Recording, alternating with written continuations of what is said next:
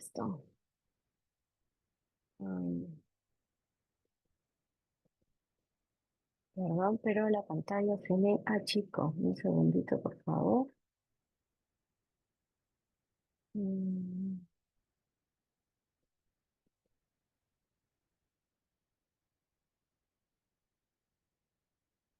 Ahora sí. Listo.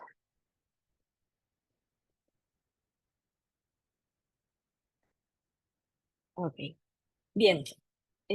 Esta noche vamos a hablar del rol de psicooncólogo en el abordaje y seguimiento del paciente oncológico. Cualquier pregunta, cualquier consulta que tengan, voy a estar encantada de poder responderla. No tengo ningún problema si en alguna diapositiva ustedes quieren preguntar algo, podemos aprovechar ese espacio o al final de la secuencia. ¿Está bien? Voy a empezar la sesión hablando del paciente y luego voy a pasar a la parte de nosotros y nuestro rol en la psicooncología. Lo primero es, ¿ustedes se han puesto a pensar en qué año se empieza a relacionar el cáncer con la salud mental? ¿Alguno de ustedes alguna vez ha revisado información o tiene alguna idea? ¿No? Ok, bien. No data de mucho tiempo atrás. La psiconcología es una ciencia joven, es una línea de la psicología que, digamos, es joven frente a otras especializaciones. ¿Ok? Acá les enseño un cuadrito. Diremos la historia. En 1800, hablar de enfermedades era un poco complejo porque más estaban enfocadas en explicaciones supersticiosas que la salud per se. Si se diagnosticaba al paciente con algo, lo que se hacía era no hablar directamente con el paciente, sino hablar con la familia. No querían que el paciente esté relacionado con este proceso. En 1900 empieza a haber ya una visibilidad del cáncer a nivel hospitalario y se crea el Memorial Sloan Kettering Cancer Center en Estados Unidos, especializado en cáncer. Si nosotros seguimos avanzando en el tiempo, en 1920 comienza a brindarse la radioterapia como un método paliativo. Paliativo, ¿qué significa? Que ayuda al dolor, más no cura. O sea, en ese momento lo que querían era de repente que frene el tumor, el crecimiento del tumor, y lo que hacían era brindar esto como un paliativo, no orientado a curar al paciente. En 1959, en el Perú, estamos hablando de una época en nuestro país, se construye la primera sede del Instituto de Neoplásicas aquí. Esa está en el centro de Lima, no está en Primavera como todo el mundo la conoce. Luego seguimos avanzando en el tiempo y entre 1948 y 1950 se realiza el primer tratamiento quimioterápico, pero con un caso de remisión, y esto se da en un niño.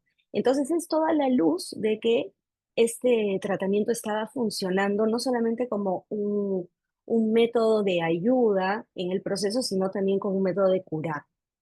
En 1950 y 1953 se crea el Hospital General de Boston.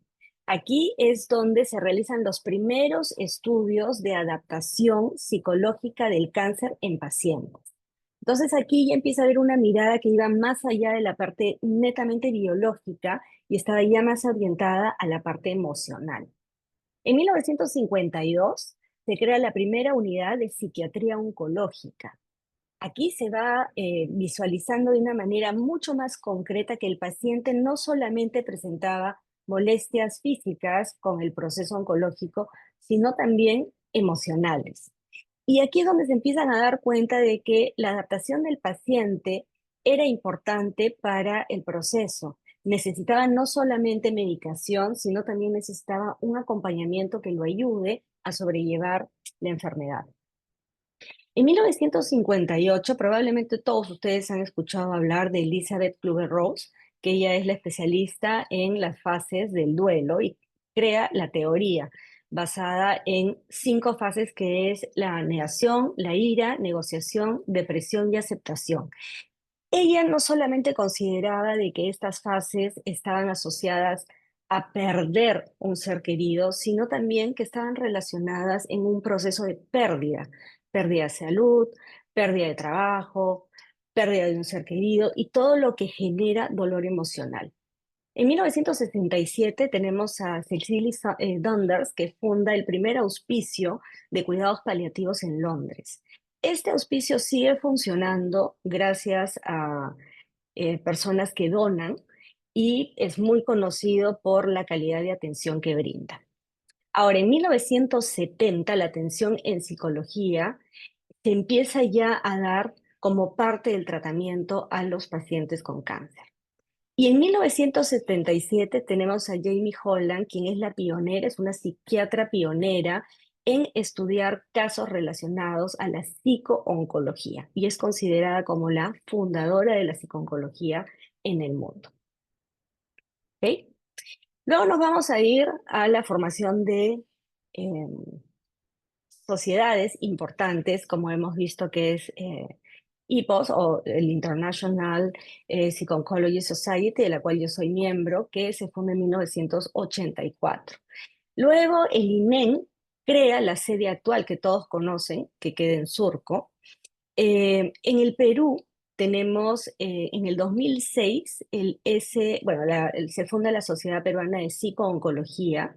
En el 2011 el INEN decide incorporar la Sociedad Peruana de Psico-Oncología, se funda la Unidad de Salud Mental dentro del INEN y en el 2015 se crea AMPE, que es la Asociación Nacional de Psico-Oncología en el Perú. Estas asociaciones o sociedades que ustedes están viendo tienen un rol sumamente importante en investigación y acompañamiento de pacientes oncológicos. Constantemente hay capacitaciones, hay charlas y eso nos ayuda a tener conocimientos cada vez mayores de cómo nos vamos desarrollando en este ámbito. Bien. Bueno, ¿qué nos dice la OMS sobre el cáncer? Y es importante que tengamos más o menos una idea de frente a qué tipo de enfermedad nos estamos presentando. Primero, es una enfermedad que tiene una relación con el 70% de pobreza. ¿Por qué? Porque muchas de las personas que no llegan a cubrir gastos médicos son las que presentan casos avanzados de cáncer. En general, las personas pueden visualizar ciertos cambios cuando empiezan con la enfermedad, pero por temas económicos ellos no pueden recurrir a un seguro. Por eso llegan a tratamiento con un cáncer avanzado. El 47% de los casos está relacionado con menores de 69 años. Esto llama la atención porque hace muchísimo tiempo atrás se pensaba que el cáncer solamente le daba a las personas viejas. Perdón la expresión, pero así funcionaba. No personas mayores, sino ya de 80, de 90. Pero con el tiempo hemos visto que el cáncer ahora es más visible incluso en pacientes infantiles. Tenemos mucho cáncer cerebral, leucemia, y antes era muy raro. La gente no lograba entender por qué un niño se enfermaba cuando el niño claramente tenía que tener salud y como niño no debía enfermar. En el 2024 hubieron 4 millones de casos nuevos. ¿Y por qué hemos tenido un incremento? Porque la pandemia generó que los pacientes se dejaran de atender. Recuerden que antes de la pandemia las personas iban a sus chequeos oncológicos anuales. En la pandemia todos los chequeos pararon. Yo estuve en una charla con doctores del INEN y comentaban de que habíamos retrocedido 20 años en todo lo que se había avanzado. ¿Por qué? Porque si nosotros logramos estar un paso adelante en el cáncer de mama y otros cánceres que digamos son los más complejos, ahora no, porque las personas llegaban ya con el cáncer avanzado y ya muchos entraban a cuidados paliativos. En el 2024 tuvimos 1 millón, casi 2 millones de muertes. Recordemos de que la pandemia ha sido un bache gigante, pero también de por sí ha habido un descuido post-pandémico de parte de las personas. Y eso ha incrementado la cantidad de muertes. Y se proyecta que para el 2040 haya más o menos 30 millones de personas que hayan muerto de esta enfermedad.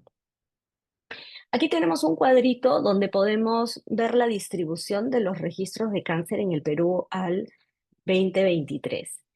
En azul están los hombres y en rojo están las mujeres. Si ustedes se dan cuenta, el cáncer de cuello uterino tiene muchísima incidencia. Luego, el cáncer de mama en mujeres, luego viene el cáncer de ovario, estómago, recto. En el lado de hombres tenemos próstata, estómago, colon, que son los que más o menos lideran. Por eso es importante que mujeres sexualmente activas se hagan chequeos eh, ginecológicos a partir de su primera relación sexual. En el caso de cáncer de mama, si hay carga genética, si hay incidencia en la familia, también los chequeos correspondientes. Y en el caso de los hombres, a partir de los 40, los chequeos de próstata. ¿Por qué se necesitará, eh, perdóname, pero por algún motivo no puedo ver bien la diapositiva? Voy a cerrar esto. Ok. ¿Por qué se necesitará apoyo emocional a un paciente oncológico? Bueno, es para que tengan una mirada diferente de la enfermedad. Mm, ok. ¿Cuáles son las etapas del cáncer que debe enfrentar el paciente? Voy a mencionar una a una para que podamos verlas no solamente de manera general, sino ahondando un poquito en cada una de ellas. En la sospecha, muchas personas dicen, yo no me di cuenta, pero sí hay casos en donde hay sintomatología, donde el paciente siente ciertos malestares. En muchos casos, estos malestares el paciente decide pasarlos por alto y no va a una consulta médica. En otros, cuando ya son muy persistentes, decide ir al médico. Ahí el médico va a hacer una evaluación. No siempre los pacientes entran por una emergencia, usualmente van por una atención primaria, sacan una cita porque tienen un dolor específico y luego son derivados al especialista. Cuando viene el diagnóstico, aquí es donde el paciente va a tener muchas respuestas emocionales. Y estamos hablando de esta asociación directa que tiene la muerte con la enfermedad. No existe paciente que reciba el diagnóstico y que inmediatamente no lo linkee con la muerte.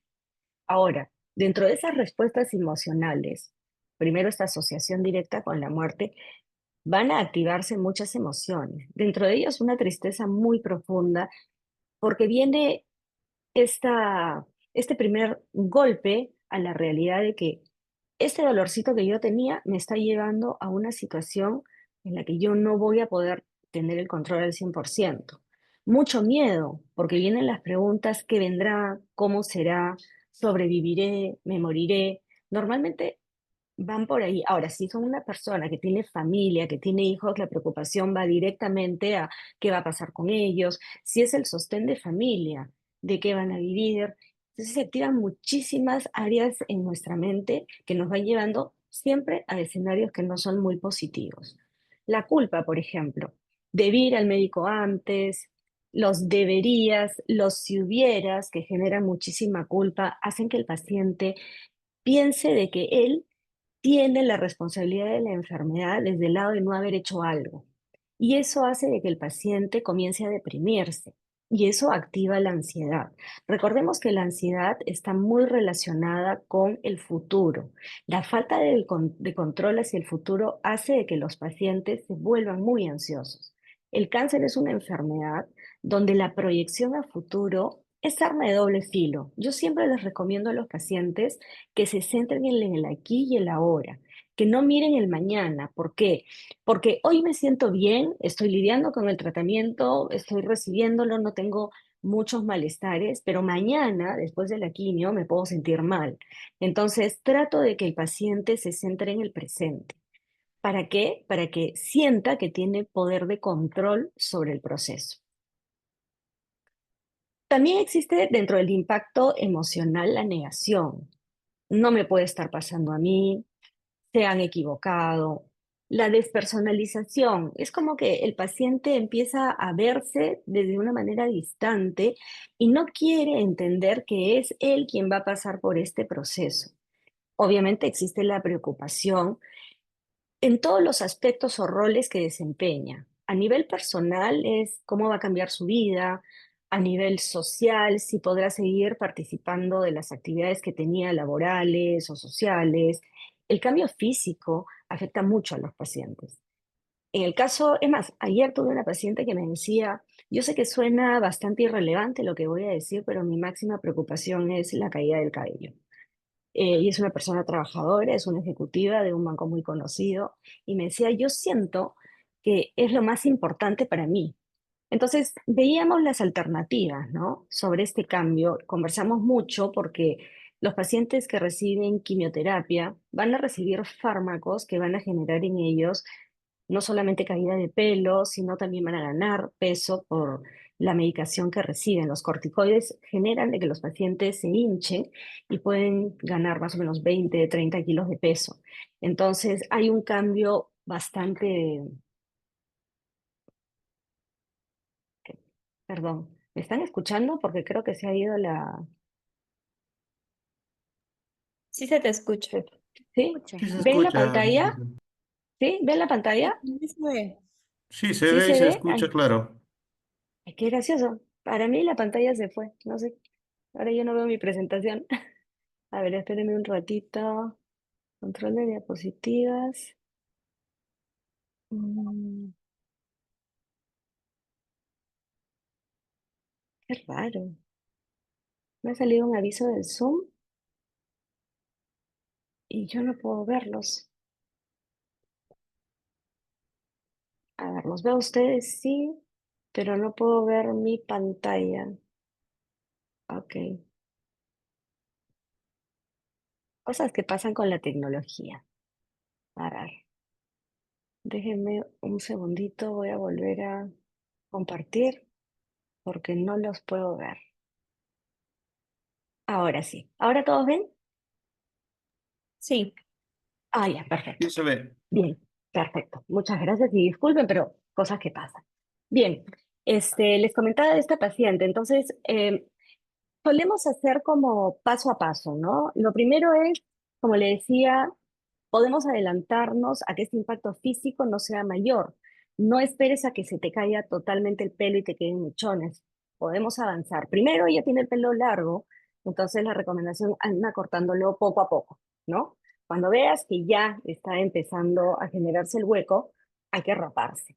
Para esto tú ya conseguiste tu peluca, entonces te la pones. Aunque no crean, estos pasos ayudan porque por naturaleza nosotros tenemos la coquetería en el caso de las mujeres y aunque no crean los hombres también. La parte física tiene mucho impacto, suma o resta en el paciente. Recordémonos que todos nos vamos a ver en el espejo y claramente vamos a ver a una persona que no es la misma de hace 2, 3 meses, ¿no? No. Entonces, ese aspecto marca muchísimo. También se presentan algunos trastornos como la ideación suicida, por ejemplo, y el distrés emocional que va a estar presente en todo el proceso.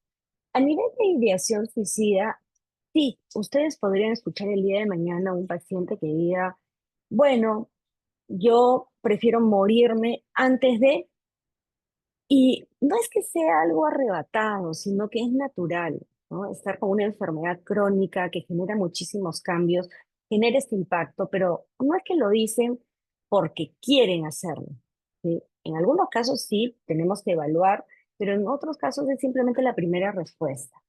En el proceso de acompañamiento al paciente nos vamos a dar cuenta de que van a venirse todas las etapas del duelo que les comentaba inicialmente, que las vamos a ver más adelante. Y en la fase de la depresión hay pacientes, sobre todo cuando tienen dolor crónico, que sí tienen ideas suicidas. ¿Y por qué las tienen? Porque claramente el dolor anula. Vivir con dolor es vivir con una condición bastante compleja, donde la persona pierde incluso hasta movilidad y eso hace de que la cabeza comience a jugar un rol muy importante. Si no está con un adecuado acompañamiento y no hay estabilidad emocional, el paciente se va a deprimir y además va a tratar de suicidarse en algunos casos. Tenemos que entender de que el cáncer a veces se romantiza y quizás lo han visto, ¿no? Con artistas que cuentan su historia y que usualmente no vemos la parte negativa o dura del cáncer. Imagínense personas con esta enfermedad, que no es un cáncer de mama, no lo estoy minimizando, ¿ah? o cáncer de estómago, donde visiblemente todavía nos vemos bien, sino un cáncer, por ejemplo, de cara, de hueso, donde las personas tienen que perder parte del rostro o de nariz, donde hay un hueco, y luego tienen que usar prótesis, pero hasta utilizarlas pasa muchísimo tiempo. Entonces es una situación muy, muy compleja. Existen ciertos tipos de cáncer que sí llevan a suicidio porque la persona no puede verse al espejo, por ejemplo. Cáncer maxilofacial es uno de los cánceres más complejos, ¿no? Entonces, ahí es donde podemos decir que se puede presentar la ideación suicida más que en otros cánceres. Y el distrés emocional, como les digo, que va a acompañarnos constantemente. Acá vienen las etapas del duelo. La negación, el paciente va a negar su condición. He tenido la oportunidad de conversar con pacientes que me decían, no, a mí me han dicho de que esto pasa rápido, o sea, tengo que tomar unas pastillas. Y estamos hablando de repente de un cáncer con grado 4. Entonces, esa negación lo que hace es que el paciente no tome cartas en el asunto y evada la responsabilidad de la enfermedad. También tenemos pacientes que están muy enojados. Tengo una paciente, por ejemplo, de 80 años con un cáncer metastásico en fase 4 y ella está muy enojada porque le robaron la vida, porque ella a sus 80 años en ningún momento pensó que iba a pasar por esto. Ella vivía en Estados Unidos, ha venido a Perú para tratarse, pero porque su familia está acá, ella estaba sola y está molesta. Y esa molesta hace que los pacientes vean la enfermedad desde un punto tan negativo que no ayudan en el proceso. Y cuando yo digo ayuda, tenemos que entender de que el paciente es responsable de su salud, sí o sí, ¿ok? Por más que los médicos están de por medios, ellos se encargan de la parte biológica, sin embargo, el paciente es quien tiene que tomar la medicación, quien tiene que seguir las indicaciones, quien tiene que buscar apoyo emocional en algún momento, quien tiene que aprender a decir lo que siente y lo que piensa. ¿Por qué? Porque si no hay una buena comunicación, hay un impacto en todo el entorno. Entonces, pero cuando está enojado, no quiere hacer nada. Es como un chico rebelde, un quinceañero, ¿no? Que está en esa etapa donde yo no hago nada, a mí nada me importa, y eso genera un frente muy difícil para poder acompañarlos. En la negociación, ¿qué pasa con los pacientes? Y acá hay una parte muy interesante. Los pacientes que tienen creencias, por ejemplo, empiezan a negociar. Por ejemplo, yo voy a ir a misa todos los domingos y si yo hago las cosas bien, tú me curas. ¿Mm? Entonces, en esta negociación, el paciente empieza a creer que si cumple cabalmente con promesas o con ritos, partes de sus creencias, las cosas van a ir mejor. Por otro lado, también está la negociación con los médicos.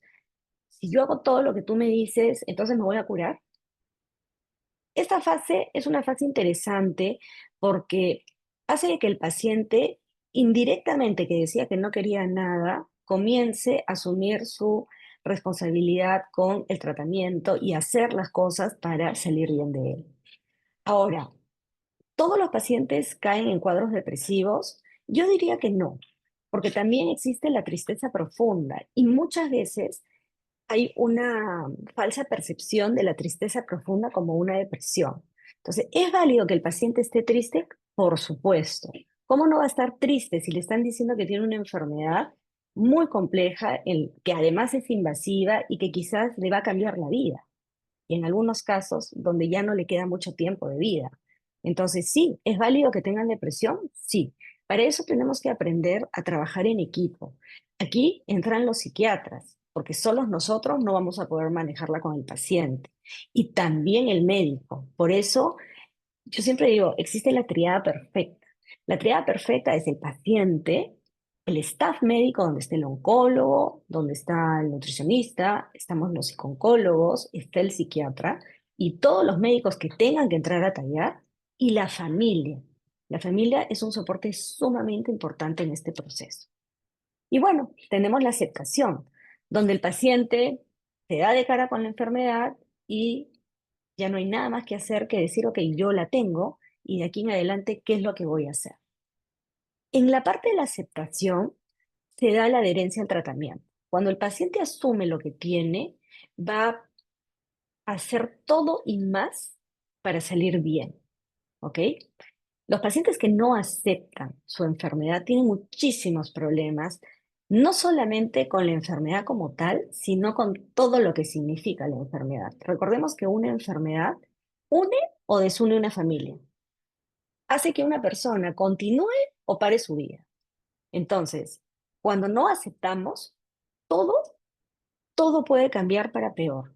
Entonces, algo que sí tenemos que hacer nosotros es trabajar con el paciente para que acepte el proceso. Aceptando el proceso, hasta los dolores pueden bajar. ¿Por qué? Porque va a tomar la medicación, porque no va a haber resistencia, a probar nuevos fármacos, a participar incluso de algunos estudios para ver si con esa medicación le va mejor que con otra. Y esto, digamos, los estudios se activan cuando los pacientes están en cuidados paliativos. Entonces, cuando hay resistencia, el paciente dice, yo no quiero nada, no voy a tomar nada, pero se olvida que así como existe calidad de vida, tiene que haber una calidad de muerte. Y en este tránsito tiene que haber calidad para poder vivir día a día sin dolor. Aquí tenemos 5 estilos de afrontamiento a los cuales nosotros nos podemos enfrentar con los pacientes.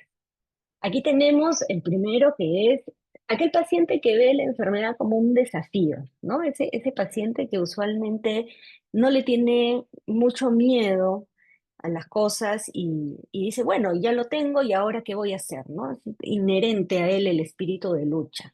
Entonces, una persona que se va a poner las pilas. También tenemos personas que minimizan y la minimización está asociada a la negación o la evitación. ¿Ok? Aquel que dice, lo que les comentaba hace un rato, no, el doctor dice que no tengo nada, ¿no? Que ya va a pasar, no es una bolita chiquita, no, no pasa nada. Y ya el paciente está con un pie en cirugía porque tiene un tumor gigante, ¿no? O no, no es necesario que tome la medicación porque además yo he leído que la medicación no necesariamente ayuda. Entonces, este paciente es un paciente de verdad con el que los médicos tienen varios dolores de cabeza porque no son personas muy responsables con la medicación, con las citas, y eso hace de que el cáncer siga avanzando. También tenemos los pacientes que son fatalistas por naturaleza, que es más, yo tenía una paciente que le encontraron una manchita en la mano, ¿sí? Y felizmente era algo inicial, era un carcinoma, pero chiquitito, digamos que con un buen pronóstico. Pero para ella fue el fin del mundo. Entonces decía, con esto ya no hay nada que hacer. O sea, sí o sí yo me voy a morir. Trabajar con ella no fue fácil porque tuvimos que enfocarnos primero en que ella estaba con una enfermedad que era totalmente manejable, que iba a pasar por una cirugía menor, ¿no? Con anestesia local, y que eso no significaba que se acabara el mundo. Más bien tratamos de enfocar su actual condición a reinventarse y ver qué cosas más podía hacer para no sentir de que era lo peor que le estaba pasando. Eh, Felizmente, en su caso, ya han pasado varios años y ella no ha tenido ninguna recidivia, o sea que valió la pena el esfuerzo que se hizo para lograr ganarle tiempo al tiempo, porque ella ya estaba coordinando todo su sepelio, o sea, llegó a ser tan fatalista que ella se compró un nicho, compró todo lo que nunca había pensado, lo compró en este mes que estuvo en chequeos y esperando claramente los resultados de la cirugía, donde dijeron que todo había salido muy bien. Tenemos también al tipo de paciente que lo afronta con impotencia, ¿no? Esta impotencia que es no poder manejar la enfermedad, no ser dueño de la solución para que le digan que se curó, de que no pasó nada, ¿no? Este paciente, que es el impotente, generalmente es un paciente enojado, ¿ok? Porque la impotencia genera enojo. Ustedes alguna vez que han estado impotentes frente a una situación, ¿qué emoción es la que ustedes han sentido que prima en ese momento? A ver, ¿quién me comenta? Mira. Ok, ira. ¿Alguien más ha pasado por un proceso de impotencia y que se ha molestado mucho? Aparte de la ira es la desesperación. Exacto, la desesperación. Entonces, sí, efectivamente, tenemos enojo, desesperación de no poder manejar esta situación, porque el cáncer algo que tiene, y que lo veo mucho, es a los pacientes controladores les da con palo. ¿Por qué? Porque el paciente controlador aquí no va a poder controlar nada, más bien tiene que ponerse en manos de terceros y eso hace de que se frustre, ¿no? Se enoje, se desespere. Entonces, ese paciente no la va a pasar muy bien. Y tenemos otro tipo de paciente que es el paciente rumiante, ¿no? Así como las vaquitas cuando están comiendo alfalfa, que mueven la boquita todo el rato, ya tenemos al paciente que está con la enfermedad que le da vueltas y vueltas y vueltas. Pero ¿qué pasa? Eso genera una preocupación y ansiedad brutal. ¿Por qué? Porque no va a buscar qué hacer, solamente da vueltas en círculo frente a la enfermedad. No es, estoy enfermo y ahora qué va a venir y si esto me cae mal y cómo lo voy a enfrentar pero no busca la acción, se queda pasmado en la rumiación. Entonces ahí tenemos nosotros claramente casos interesantes o en estilos de afrontamiento que nos van a sacar a nosotros también como de nuestra zona de confort con el paciente típico que acepta, ¿no? El paciente chancón, porque nos van a llevar hacia un lado donde vamos a enfrentarnos contra paredes. Y muchas veces no solamente son paredes, también es la pared del paciente y la del entorno, ¿ok? Y ahorita vamos, más adelante vamos a hablar de las creencias, cómo también las creencias suman o restan en este proceso. ¿Qué aspectos abarca la psicooncología? Hemos hablado de los pacientes para entender un poco el contexto al que nosotros nos vamos a enfrentar en base a lo que el paciente pasa, ¿no? Cuando está con la enfermedad o ya diagnosticado. Ok, ¿nosotros qué vamos a hacer? Vamos a tener que trabajar varios aspectos del paciente. Uno de ellos es hacer una evaluación psicológica. Vamos a evaluar tipo de personalidad del paciente, que eso nos va a dar una más o menos hoja de ruta para ver cómo trabajamos con él. Vamos a ver si está con depresión, si está con tristeza profunda. Recuerden, la tristeza no la quitemos de la ecuación, ¿ah? Pongámoslo primero antes de la depresión, porque ahora hay una tendencia que todo el mundo está deprimido y la tristeza es válido. Así, es válido estar triste por si acaso, ¿ah? No saltas a la depresión de la nada, de la alegría a depresión, no. Hay una ruta. Entonces, evaluamos al paciente, evaluamos el tipo de personalidad, en qué condiciones está llegando a nosotros también, ¿ok? Porque tenemos pacientes que pueden ser, digamos, personas que siempre han sido como muy racionales, que saben manejar las cosas, pero también tenemos el otro lado de pacientes muy nerviosos, ¿no? Muy rumiantes con las cosas. Entonces, ¿en qué estado llegan nosotros? Algo que yo hago siempre, y lo tengo así como una regla de oro, es indago sobre la familia. El entorno familiar es vital para el paciente.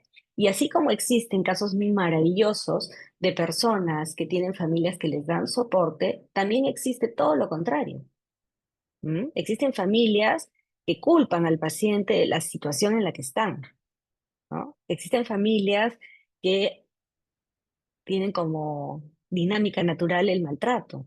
Entonces, es complejo. Hay pacientes que no la pasan bien, ¿no? Yo tuve una paciente muy joven en un entorno familiar muy complejo, donde tanto el padre como la madre le decían que era una engreída, que se deje de quejar, que lo que tenía no era tan complicado, ¿no? Que era una teatrera. Y esta chica estaba con un cáncer terrible, metastásico, con unos dolores, pero que la nublaban, y sus papás en consulta comentaban de que era bien exagerada, que desde chiquita había sido muy exagerada. Imagínense. Entonces, ahí es donde uno dice, wow, la familia como sumo resta en este proceso, ¿no? Ahora, el apoyo emocional. Nosotros tenemos que demostrarle al paciente que el espacio en el cual va a estar con nosotros es un espacio seguro, un entorno donde va a poder comunicar todo lo que siente, todo lo que piensa. Nosotros no estamos para juzgar al paciente, ¿ok?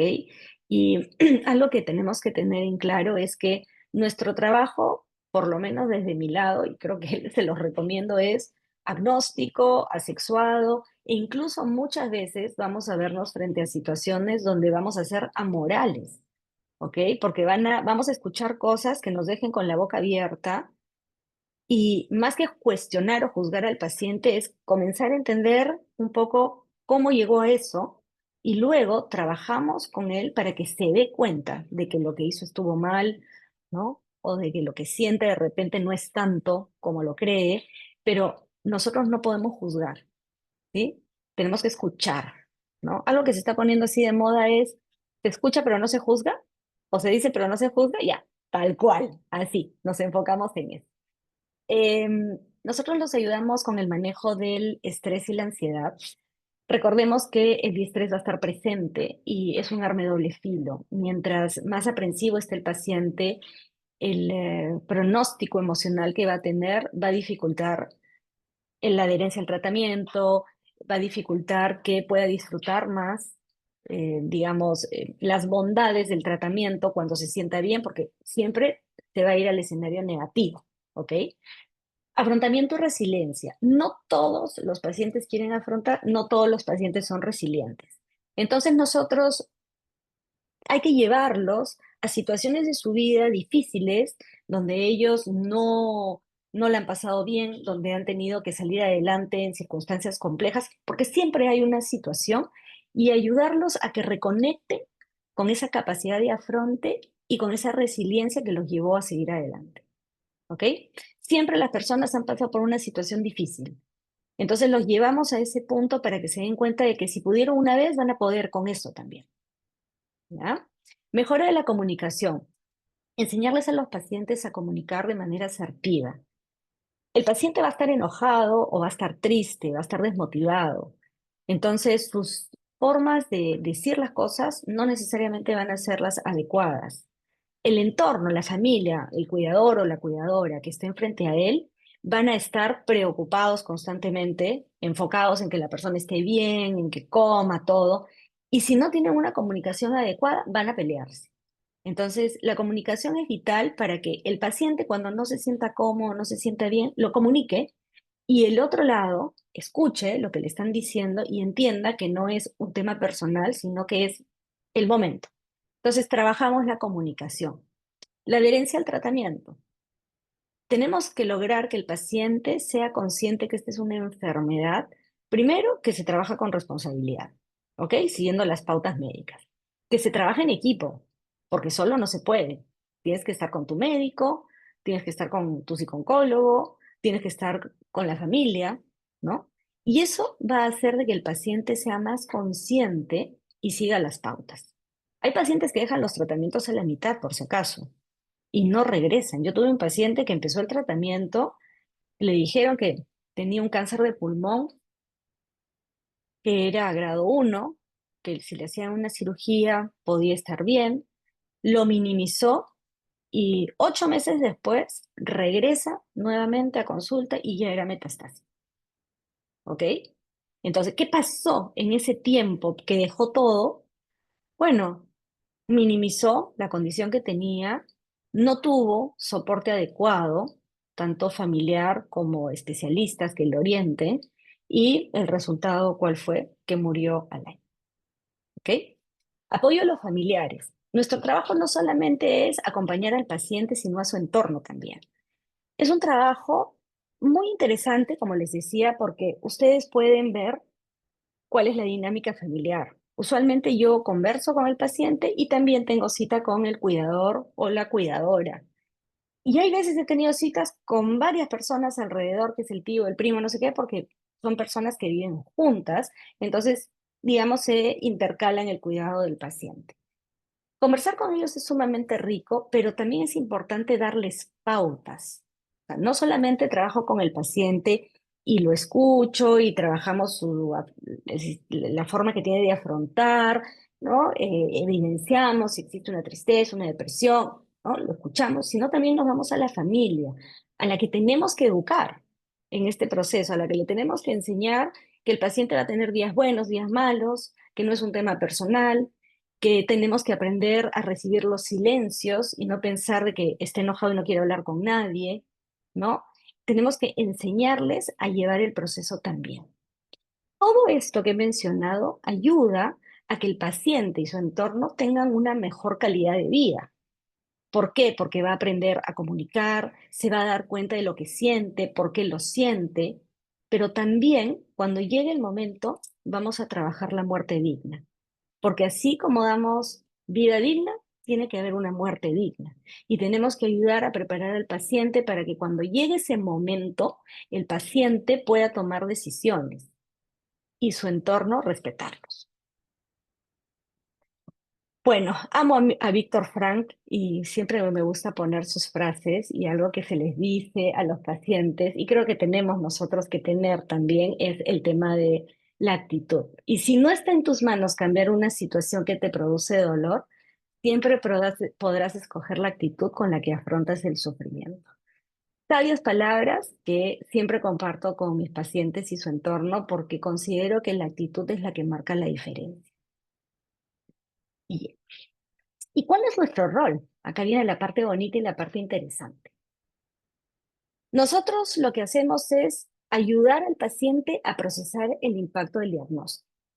Vamos a tener frente a nosotros una persona en shock, ¿ok? Que no va a reaccionar, muchas veces se quedan pasmadas y nosotros tenemos que ir de la mano con ellos, llevándolos por este sinfín de emociones que van a comenzar a evidenciarse a medida que vayan enfrentando la enfermedad. Tenemos que ubicarlos en el presente, enseñarles que esto se trabaja un día a la vez, ¿ok? Que no nos proyectemos al mañana, porque eso lo que va a hacer es activar cuadros ansiosos innecesarios. Ayudarlos en la parte de reafirmar la confianza con su médico. Un paciente que cree en su médico se siente más tranquilo, se siente bien orientado, ¿ok?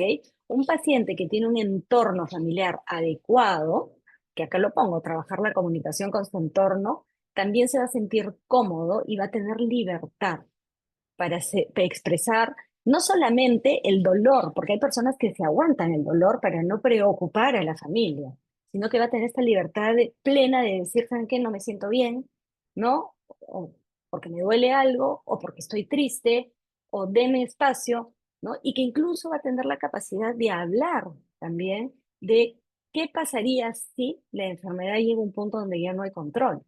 Por ejemplo, la aceptación de la recibida y el miedo a la muerte. La recidiva es cuando la enfermedad se reactiva, cuando uno recae, ¿ok? Y ese es un miedo que tienen los pacientes de conversar, porque claramente han pasado por un proceso tan complejo que no quieren volver a vivir y la recidiva de alguna manera los acerca a pensar de que no van a sobrevivir a la enfermedad, ¿ok?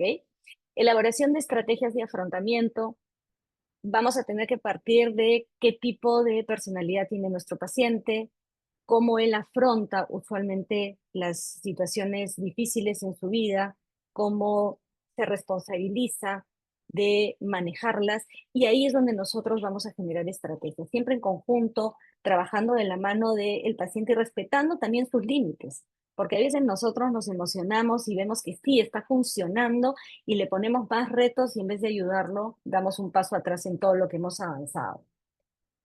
Adaptación positiva. No es fácil adaptarse a una enfermedad como el cáncer. El cáncer te cambia la vida, te cambia la dinámica. En algunos casos te quita libertad, porque hay personas que pueden perder movilidad incluso, pero tenemos que llevarlos a una adaptación desde esto es lo que tenemos ahora, ¿sí? No podemos pensar en el pasado y es de aquí en adelante cómo queremos vivir. Algo que funciona, y aunque no lo crean, son las listas de cosas que uno quiere hacer. Y no solamente para el paciente, eso es algo que yo los invito a que hagan. O sea, una lista de cosas que yo quiero hacer en mi vida hasta que ya no la tenga. Yo tengo mi lista, por ejemplo. Entonces, por ejemplo, una de ellas, un tatuaje. Yo siempre quise hacerme un tatuaje y me moría de miedo de hacérmelo. Y llegó un momento en que dije, ¿por qué no me lo voy a hacer? ¿No? O de repente un paseo, algún lugar, o reconectar con actividades que he dejado de hacer. Hay personas que se dedican a trabajar y cuando pasan por una enfermedad como estas y ya no pueden seguir trabajando o van a tener mucho tiempo de ocio por el tratamiento, no saben qué hacer. Y la cabeza piensa y piensa y se pone en situaciones negativas. Si tienen un hobby o una actividad que los ayude a relajarse, eso va a ayudarlos también. porque no solamente es una actividad productiva, sino también es una actividad que los desconecta de pensar en la enfermedad, ¿no? Entonces, llevemos a las personas a que reconecten con actividades que han dejado por solamente trabajar o solamente por estudiar, ¿no? Cuando uno es niño, quiere descubrir el mundo. Encuentra una pajita en el piso y con esa pajita hace maravillas, porque el niño es muy creativo. Cuando vamos creciendo, esa creatividad la desaparecemos porque tenemos que estar acartonados y súper etiquetados, ¿no? Porque ¿qué van a decir? Que soy demasiado soñador o soñadora. No, no la perdamos, reconectemos con eso. De verdad que ayuda. Trabajar la comunicación con su entorno, bueno, ya se los comenté, es importantísimo que haya una comunicación asertiva, una comunicación adecuada, tanto del paciente como este, con su familia, pero también del paciente a su médico. Y nosotros también trabajamos con el médico. Cuando vemos cosas que nos llaman la atención o sentimos que el paciente está incómodo, podemos hablar con el médico y decir, ¿sabe qué, doctor? El paciente, estoy notando de que en vez de avanzar está retrocediendo. ¿Usted qué ha visto? Claro, nosotros no vamos a decirle al médico qué hacer, pero podemos trabajar de la mano con él. ¿Sí? Podemos tener conversaciones donde formemos una estrategia, porque además es importante escuchar al médico y saber qué es lo que él evidencia en consulta con ese paciente. ¿Mm? Y bueno, la aceptación de la recidiva y miedo a la muerte que les comentaba que mientras nosotros trabajemos con este paciente para que haya una adaptación positiva, también lo estamos llevando de la mano a que se prepare si es que alguna vez hay una recidiva y la tome como parte del proceso. ¿Ok? No como el fin del proceso. Y frente a una situación ya de paliativos, claramente hablar de la muerte sin temor. ¿Por qué? Porque la casa se ordena y no solamente se ordena cuando estoy cerca a irme, digamos, a morir, sino también se ordena antes. ¿Para qué? Para que cuando llegue ese momento el paciente pueda irse tranquilo. En lo que son las intervenciones de las preocupaciones, sí es importante tener en cuenta de que el paciente va a venir con muchas preocupaciones, preocupaciones desde cosas como, no sé si mi seguro me cubre todo, hasta si voy a sobrevivir a este proceso, ¿ok? Y ahí nosotros tenemos que trabajar la ventilación emocional, darles espacio para que comunique lo que piensa, comunique lo que siente, porque el paciente siente la obligación usualmente de tener que estar bien. ¿Para quién? Para los demás. ¿No? También hay mucho miedo a que lo vean vulnerable. Le da vergüenza llorar, le da vergüenza decir lo que siente, lo que piensa, sus miedos. Entonces, tenemos que darle este espacio donde él pueda sacar todo lo que piensa, como les dije, sin juzgar, escuchar, tratar de ayudarlos a que tengan un punto de equilibrio. Se les brinda técnicas de distracción. Les enseñamos a orientar sus pensamientos, a que cuando vengan estas rumiaciones constantes, trate de desviarlos a algo que lo enfoque en algo más relajante. Yo recomiendo mucho las comedias, por ejemplo, ¿ok? Porque la risa es curativa, ¿no? Porque ver una película hasta tonta muchas veces hace que te quites de la cabeza y de los hombros este peso de la enfermedad y te rías de cosas que no tienen sentido. Entonces, los llevo o los invito usualmente y tengo una lista de películas que les recomiendo, por ejemplo. También observación de objetos. En el caso, por ejemplo, del dolor, hay veces es este juego de centra tu atención en un objeto y ese objeto comienza a variarlo hasta que la meditación, por ejemplo, haga efecto. Eso también podría ser una técnica. La parada de pensamiento, las rumiaciones. No es fácil pararlas, pero tampoco es imposible.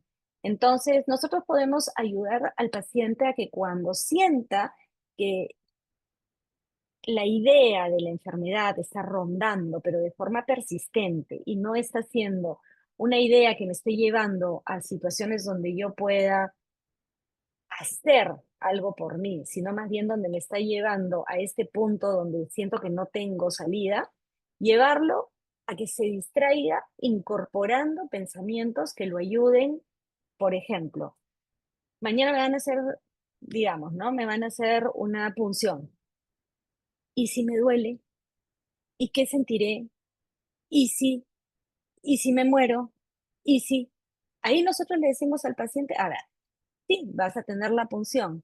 ¿Qué tal si lo ves como después de la punción, por fin podré tener más claro el diagnóstico? Puede que duela, pero el médico me ha explicado que me van a dar medicación para el dolor. Es posible que después me den algo para que pueda descansar. Brindándole, sí, eso que le molesta, pero dándole la respuesta para que se pueda calmar. Modificación de preocupaciones improductivas por productivas. Eso hace de que reduzcan la ansiedad. Es lo que les decía ahorita, ¿no? Con este ejemplo. O sea, me voy a que me hagan una punción y me voy a enfocar en todo lo negativo de la punción.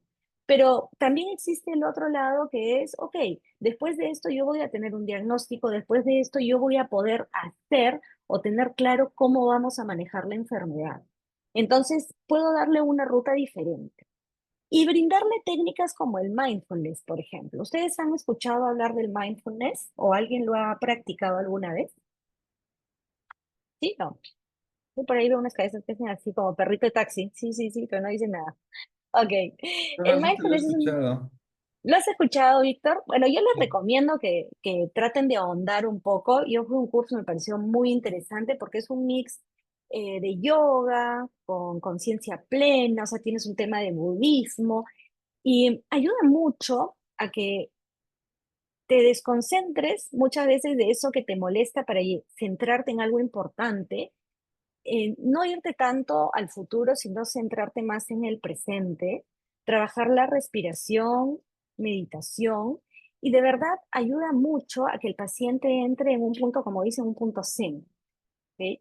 Yo tengo varios, en YouTube, tengo varios audios y videos que también se los comparto a mis pacientes para que los escuchen. Les recomiendo que se echen, que estén cómodos. Y hay para bajar la ansiedad, para el control de las emociones, para el dolor, y de verdad funciona. Yo he pasado por dolor crónico en algún momento y he utilizado los audios y sí, ayuda, ¿no? Estos sonidos más la forma en la que te van llevando a controlar la respiración, ayuda muchísimo. O sea, lo digo por experiencia propia y creo que lo he podido reconfirmar con varios pacientes. Bueno, tenemos los pensamientos, aparecen los racionales, los irracionales. ¿M? Y claramente empezamos con los pensamientos irracionales. Nosotros tenemos que trabajar con los pacientes a nivel de modificar esos pensamientos irracionales por pensamientos racionales. Las demandas van a estar presentes todo el tiempo, ¿no? Debí ir al médico antes. Si hubiera hecho caso a mi cuerpo, porque el cuerpo habla, chicos, el cuerpo siempre nos va a dar una pauta de que hay algo que no está bien. Escuchémoslo y hay que conversar eso con nuestros pacientes. Ahora, no es que los vamos a llevar a este escenario de que si te duele la cabeza ya tienes un tumor cerebral, no. Pero cuando tú tienes una enfermedad, antes de la enfermedad ya tuviste alertas, pero las pasaste por alto, ¿ok? No hay marcha atrás. Ya la tengo y es sobre lo que vengo a trabajar aquí. Es, si yo siento un malestar, hablo con mi médico. Dentro de esta comunicación con el médico, siempre es bueno que el médico, y eso siempre hay que recalcar, que el paciente le diga al doctor que lo ponga en todos los escenarios, porque hay veces parte de la medicación es dolores de cabeza, dolores de estómago, vómitos, y el paciente no lo sabe porque no lee la letra chica del papelito que viene con la pastilla y piensa de que está empeorando. Entonces, aquí es donde nosotros hablamos con el paciente sobre estas demandas. Si queremos evitarlas, tenemos que actuar. ¿Sí? Ya estamos con las demandas frente a la enfermedad, tenemos que ayudarlos a que entiendan de que el si hubiera no suma y las palabras tienen peso. Entonces, si hubiera ido al médico, sí, probablemente hubieras pasado por una cantidad de chequeos que hubieran sido como, ok, el cáncer no lo tienes en junio, sino lo tienes en mayo. Pero igual tendrías que pasar por esto. Entonces, los si hubieras, tratamos de que el paciente ya no los utilice, porque son demandas que lo que van a generar es frustración. ¿Ok? ¿La frustración va a acompañar al paciente? Por supuesto que va a acompañar al paciente. Nadie creo que es feliz de ser diagnosticado con una enfermedad crónica, nadie está preparado para los cambios y es válido frustrarse, pero hay que tener tiempos para este impacto. Y la frustración tenemos que luego pasarla al siguiente nivel, que es afrontar, ¿ok? Yo me frustro, me enojo, reniego, sí, es perfecto y tienes todo el derecho de sentirlo y de vivirlo, pero hay un punto donde esto ya tiene que pasar al siguiente nivel y donde tengo que comenzar a trabajarlo. La desvalorización. Esto se da mucho en pacientes que sienten que han sido mutilados. Por ejemplo, mujeres en cáncer de mama, ¿ok? Cuando a la mujer se le hace la operación de la mastectomía y queda sin una mama o sin las dos, evidentemente hay una desvalorización como mujer. Algo que se puede trabajar y que yo lo hago con mis pacientes es enfocarlo como nosotros somos un todo, ¿ok? No solamente somos una mama, somos un brazo, somos un todo. Claro que vamos a sentir el impacto de perder una parte de nosotros. Es totalmente válido y tenemos que pasar por ese proceso. Tenemos que abrazar las emociones que conllevan esta pérdida, pero no podemos vivir de ellas constantemente. No todas las pacientes deciden ponerse una prótesis, por si acaso. Hay pacientes que no.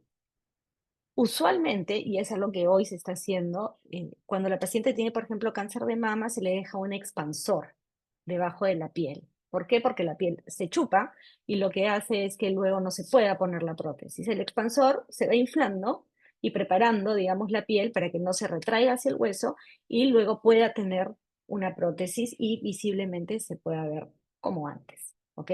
Pero para llegar a la prótesis pasa mucho tiempo. Mientras tanto, la mujer claramente no quiere verse frente a un espejo y si se ve es bastante aparatoso. Las cicatrices son grandes.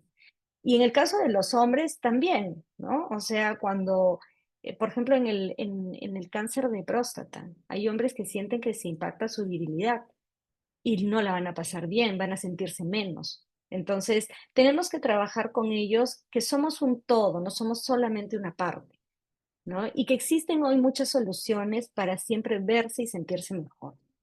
Y en toda la parte de negatividad que va a estar presente, tenemos que ayudar a que el paciente se enfoque en todo lo bueno. Por ejemplo, si no tuvieses un seguro, no podrías tener soporte médico. Si no tuvieses esta capacidad que tú tienes de salir adelante, ¿ok? Las cosas serían diferentes. O sea, llevarlos a que todo eso negativo que lo acompaña comience a tener un poco de luz en base a su propia historia. Por eso les decía que es importante conectar al paciente con momentos de su vida donde le ha pasado muy mal y que ha logrado salir a flote. Ahora, ¿hacia dónde los vamos a llevar? A que transformen su vida desde un lado de tener metas y objetivos. El cáncer no pone punto final al paciente, se lo pone uno mismo. La enfermedad sí te frena en un momento, te cambia, ¿no? Es más, cambias tú, porque tu forma de ver el mundo va a ser diferente, cambia de todas maneras tus rutinas, cambia todo, pero sobre eso tú puedes reinventarte. Entonces los llevamos a que tengan metas y objetivos claros. ¿El cáncer es una prueba de vida? Sí. ¿Te replantea muchas cosas? Sí. Y por eso se puede ver como una reinvención.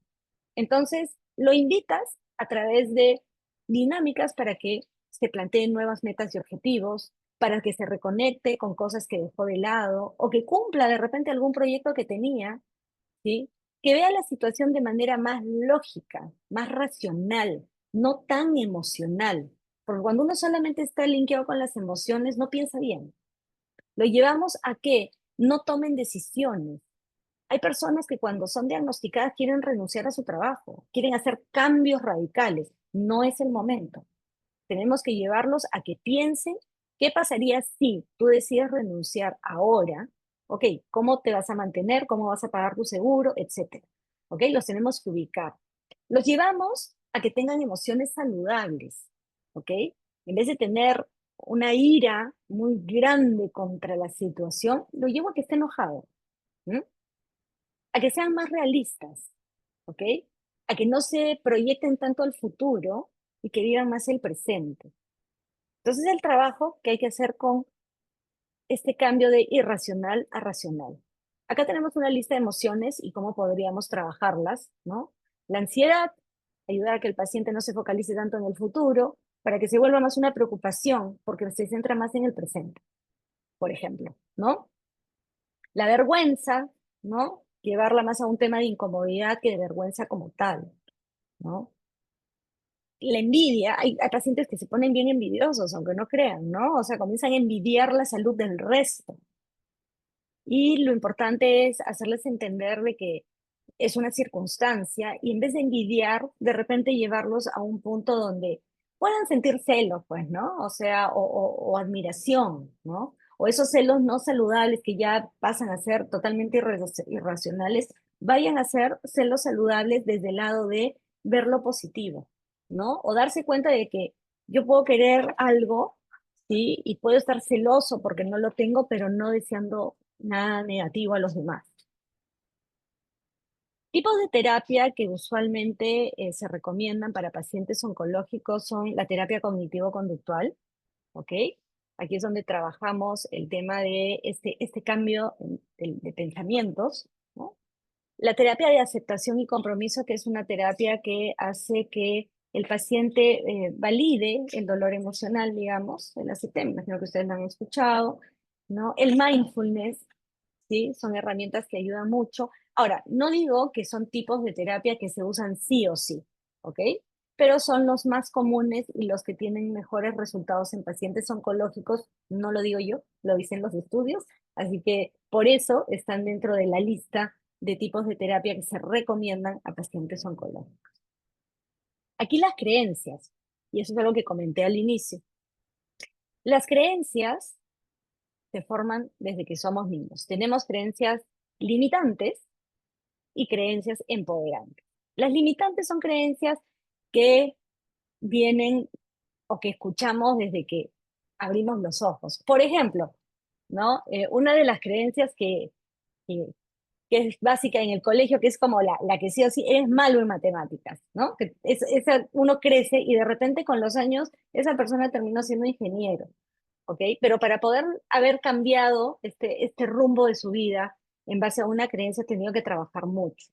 Ahora, hay creencias que son limitantes como el cáncer es brujería. Esas creencias se dan en algunos lugares de nuestro país, porque existen ese tipo de creencias. Recordemos que el Perú está lleno de costumbres, somos un país muy cultural, con muchas costumbres en la costa, en la sierra y en la selva. En algunos lugares consideran las enfermedades como parte de la brujería, ¿ok? Y por eso no van al médico, van al chamán, van a su brujo. Entonces, cuando el paciente llega acá, porque bueno, fue derivado, porque está muy mal y se le dice que es una enfermedad, cambiar esa creencia de enfermedad con brujería es bien difícil. Las creencias pueden percibirse como verdades absolutas, y eso hace que sean difíciles de cambiar. Entonces nosotros tenemos que ayudar al paciente a que cambie esas creencias con las que viene. Viene con creencias donde los hombres no lloran, donde hay que ser fuerte, ¿no? Donde todo esto me pasa porque he sido una mala persona, porque desde chiquito le dijeron que era malo. Entonces eso hace que el paciente no avance en este proceso. Y emocionalmente nosotros necesitamos un paciente estable, que reconozca sus emociones y que baje la guardia ante situaciones que piense que son insuperables, porque todo se puede superar, ¿ok? Cuando un paciente está enfermo, podemos ayudarlo a que entienda que todo se puede superar, pero hay que tener la actitud y hay que tener las herramientas. Aquí es donde nosotros hacemos una intervención. Y en esta intervención trabajamos una reestructuración cognitiva de pensamiento, porque tenemos que ayudar que el paciente sea un poco más positivo en los pensamientos que tenga, cambiar las creencias irracionales por racionales. Eso le va a dar mucho más forma y capacidad de afronte. Sus emociones. Nosotros no podemos decirle al paciente que no sienta. Podemos ayudarlo a que empiece a darse cuenta qué tipo de emoción siente y cómo puede variarla, ¿no? Si es negativa a positiva. Enfocarlo más aquí en el presente.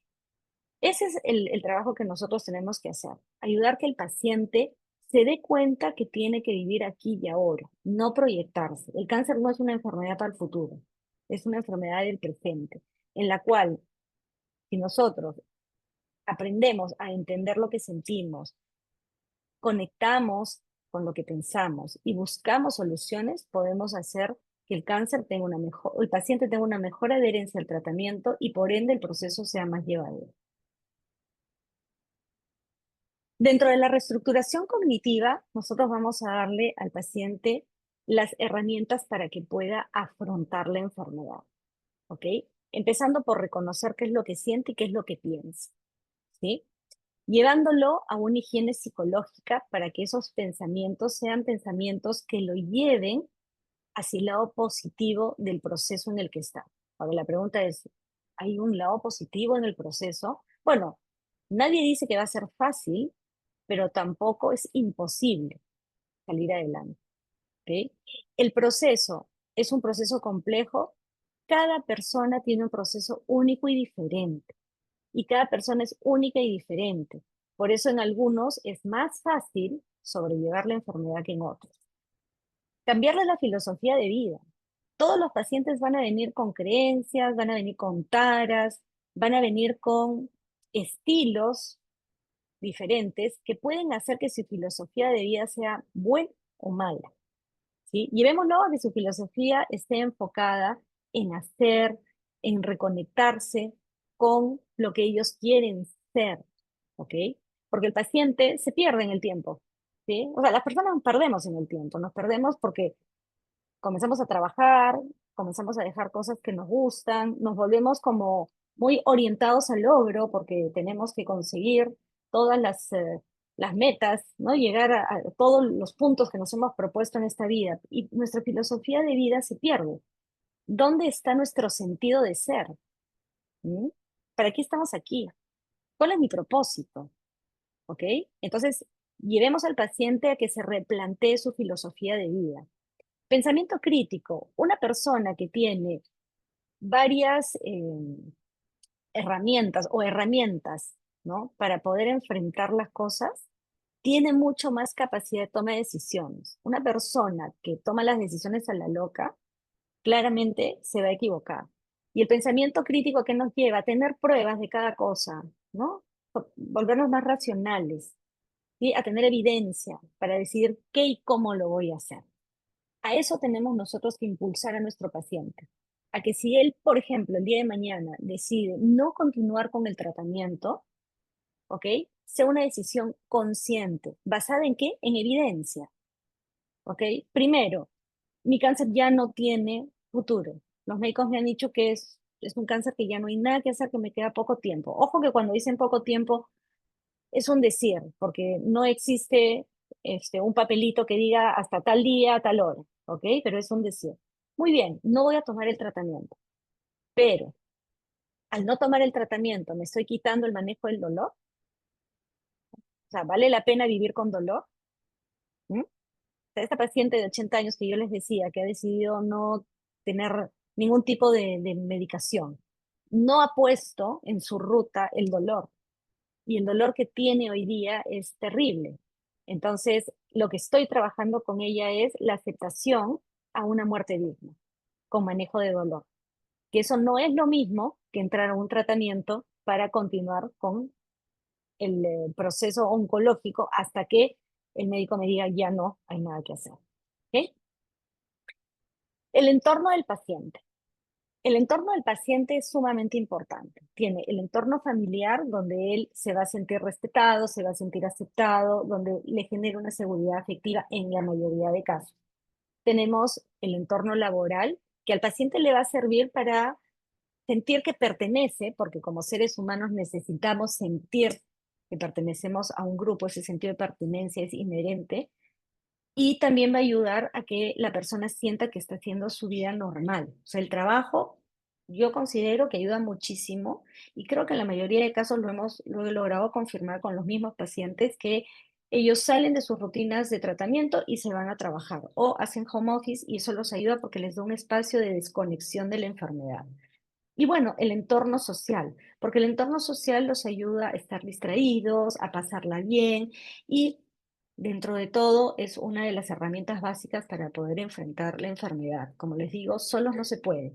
El entorno familiar y social es un apoyo importantísimo para poder sobrellevarlo. Los cuidadores, estas personas que son las que se dan de lleno al paciente, es el lado invisible en la ecuación del cáncer, ¿ok? Ellos también necesitan apoyo. Nosotros a ellos también tenemos que monitorearlos porque ellos asumen la enfermedad como si ellos la tuvieran y que depende de ellos. Entonces, si en algún momento el paciente no evoluciona de forma positiva, el cuidador asume la culpa. ¿Ok? Y ellos suelen renunciar a todo para estar al cuidado del paciente. Son los que cargan la enfermedad. No podemos quitarles a ellos también la importancia que requieren. Son personas que viven la incertidumbre del paciente. Entonces, hacen de, entre paréntesis, pongo psicólogos porque están todo el tiempo dándole el soporte emocional, están de médicos porque están haciendo, digamos, muchas veces el trabajo, digamos, del doctor en curar, en drenar, ¿no? Pero nadie los mira. Entonces, los cuidadores son un punto sumamente importante en este proceso. Yo creo que debemos también orientar nuestro trabajo a ellos y siempre ponerlos en la palestra, ¿no? Parte de mi práctica es incorporarlos. O sea, en una de las sesiones, yo tengo sesiones con los pacientes, pero también tengo sesión, a veces, como les digo, aparecen muchos familiares en el entorno, pero siempre pregunto, ¿quién es la persona que te cuida? Y con él o con ella tengo siempre una sesión en la semana para poder conversar, para que pueda sentir que tiene también un espacio seguro para sacar todo aquello que le afecta. ¿Qué pasa cuando hay remisión de cáncer? ¿El paciente está preparado? No, no está preparado. La remisión perdón, la remisión del cáncer es, me confundí con la recidiva. La remisión es cuando el paciente se le da de alta, ¿ok? Y el paciente va a pasar por una etapa, digamos, de felicidad, pero también de temor. ¿Ok? Porque de ser paciente ya no es paciente. Ahora tiene que reconectarse a su vida normal, ¿ok? Y se tiene que reincorporar a rutinas.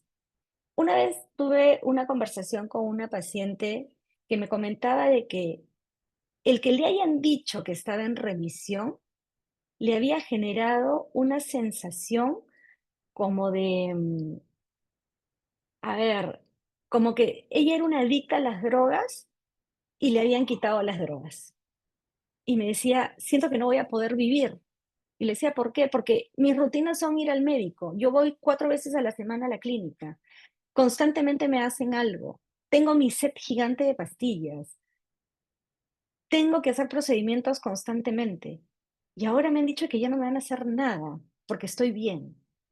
Entonces, tenemos que ayudar a que el paciente se reconecte con los roles que dejó, que no son fáciles de reconectar porque, por ejemplo, en el cáncer de mama se da que las mujeres le ceden, digamos, la posta al esposo, porque él es el que va a estar en la casa con los hijos. Y cuando ellas regresan, ya la dinámica no es la misma porque ha habido, entre comillas, ausencia y los hijos ya no le hacen caso. Y hay mucha frustración. ¿Qué pasó con mi dependencia, ¿no? A esta vida, digamos, ya pauteada por la enfermedad y ahora tengo que volver a ser independiente? No, no lo entiendo. O sea, si yo sigo siendo enferma, porque los pacientes les cuesta entender que ya están curados, les da mucho miedo volver a su normalidad y se vuelven dependientes de sus cuidadores. ¿Cómo enfrento mi nueva normalidad? Conflictos. Dentro de este retomar los roles que les mencionaba, comienzan a haber conflictos porque ellos son los supervivientes de la enfermedad y al ser supervivientes tienen una visión del mundo diferente a la que tenían antes del diagnóstico. Entonces, pueden haber hasta divorcios después de haber pasado por la enfermedad, pueden haber rupturas familiares de padres con hijos, pueden haber muchos cambios, porque el paciente está en un punto de vulnerabilidad muy alto, ¿ok? Y como no entiende este proceso, porque en el imaginario del paciente, cuando le decían que iba a estar bien, él pensaba que iba a regresar a lo mismo de antes y se da cuenta que nada es igual, porque él ya no es el mismo o ella ya no es la misma. Además hay secuelas. Hay pacientes que de repente pierden movilidad, perdieron parte de la cara, la nariz, el brazo, la pierna, el ojo. Entonces, existen secuelas físicas que van a marcar la diferencia. También existen secuelas emocionales. Estamos hablando de que se puede presentar un estrés postraumático. ¿ok? Y que el paciente comience a tener temores o frente al sonido de una ambulancia comience a tener arritmias, ¿no? O que piense de que ante un dolor puede recaer. O sea, hay muchísimas secuelas, tenemos que trabajarlas, tenemos que empezar a hacer una lista con el paciente de cómo trabajar toda esta reincorporación con estos cambios y con esta nueva persona que tenemos al frente, ¿no? Además, el paciente tiene que incorporar una nueva filosofía de vida, donde tiene que entender que puede regresar a su vida, puede volver a ser independiente, donde el hecho de que ya no tome tanta medicación no significa de que se vaya a descuidar en su salud o que al no tomarla va a volver a enfermar, ¿no? Sin embargo, también tenemos que prepararlo para la recidida, ¿ok? ¿Qué pasa cuando es la recidida? Cuando el paciente recae o reaparece nuevamente la enfermedad. Regresamos a la primera parte donde hay otra vez esta conexión con la muerte. Y acá el paciente ya conoce la ruta, ya sabe todo lo que le van a hacer. Entonces el miedo es más fuerte. Acá sí podemos hablar de que puede activarse una depresión, no necesariamente ya una tristeza, sino una depresión profunda, y reaparece la frustración, la culpa y todos los sentimientos que hemos visto anteriormente. Pero en este punto aparece algo nuevo, que es la desesperanza. El paciente siente que ya no hay futuro. Un paciente con desesperanza es un paciente que siente que está derrotado. ¿Cómo lo recupero? ¿Mm? ¿Cómo le hago entender de que esta recaída no necesariamente es el fin, sino es un bache y que podemos pasar nuevamente a una remisión? Es bien difícil. En esta etapa los pacientes tienden a aislarse, ¿ok? No nos asustemos, necesitan su espacio, pero hay que monitorearlos, ¿ok? Y empiezan los problemas relacionales. ¿Por qué? Porque vuelvo a estar enfermo, vuelvo a depender, me vuelven a mirar con pena, vuelvo a pasar esta situación que tanto me desgastó, ¿ok? Esta etapa es muy, muy crítica y el acompañamiento tiene que ser mucho más firme y tenemos que trabajar mucho más con la familia porque la desesperanza también va para todo el entorno. Y lo único que se va a sentir, oler y conversar va a ser desesperanza mientras empieza el procedimiento o los tratamientos nuevamente. Y entramos a la parte de paliativos. ¿Qué pasa cuando el paciente, ok, entró en la recidiva, sacan los exámenes y se van dando cuenta que no hay nada más que hacer, ¿ok? El paciente va a estar sumamente impactado y ese impacto va a activar negación, esto no puede ser, yo hice todo, yo estaba sano, me decían que no tenía nada y vamos a regresar como a foja cero. Y la ansiedad. El paciente empieza a plantearse la muerte desde un lado no futuro, sino tan presente que deja de dormir, deja de comer, tiene mucha incomodidad, mucho dolor emocional.